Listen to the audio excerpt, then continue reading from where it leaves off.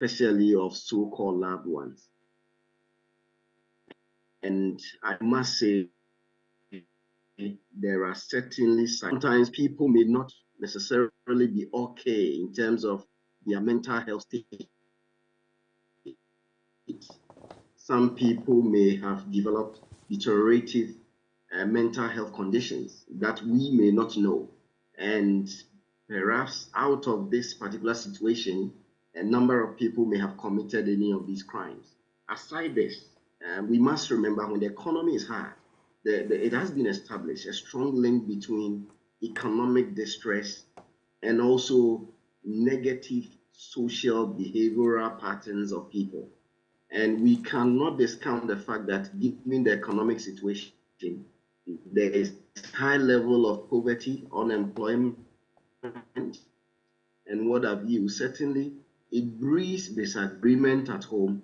And if people are not able to manage their emotions, especially when there are disagreements or problems within the relationship, what can happen? Some of these feedbacks that we are getting can certainly happen. And to some extent, I am sure, substance abuse now of recent, we are told aphrodisiacs alone in Ghana, we have about 100 and counted. And each of these adverts are being made. Couples or those in relationship who likely abuse alcohol Right. are more likely to actually engage in some of these acts that we are witnessing. So the corrective measure here, what should the society also be seen to be doing, or what has to be done to ensure that at least these cases are not treated as cases in isolation, but there's something in place to preempt this before it happens?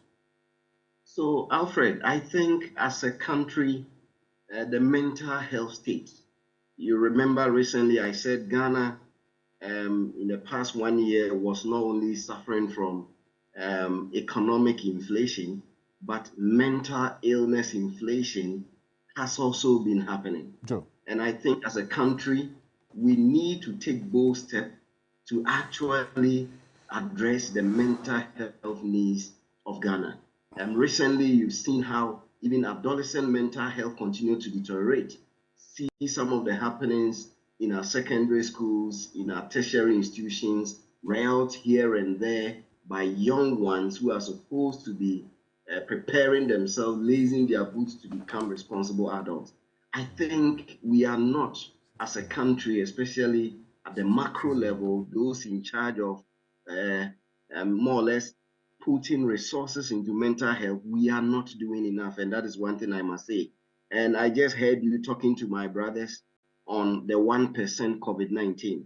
I think if given the statistics we have, the challenges we have as far as mental health, the 1% COVID-19 levy should be used to activate the 1% mental health levy, which we have not done.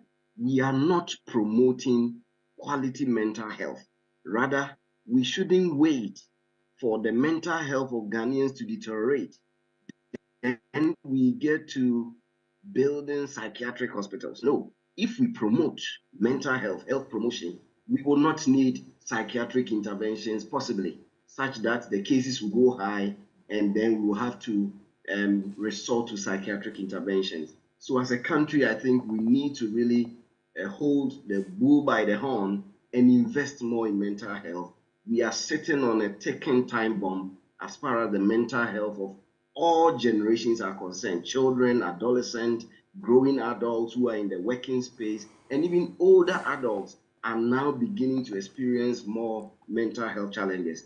And I think as families, now more than ever, we need to reconstitute ourselves and look at where we come from, our cultural values, and begin to create time for one another, talk things over so that we'll be able to address some of these things. The last point that I will want to make, Right. because especially among young adolescents is a problem, Alfred, I think we need to start teaching understanding human behavior at the JSS level, which is aspects of psychology, and we need to introduce psychological studies at the senior high school level.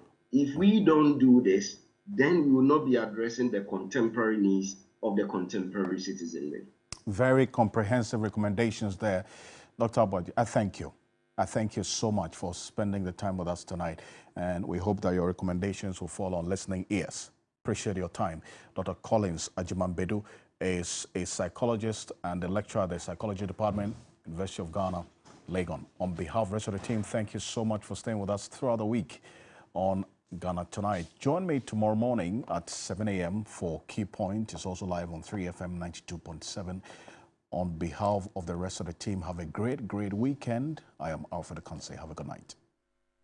Ghana Tonight is brought to you by Flamingo Paint. Superior durability, superior hiding, superior coverage, simply superior.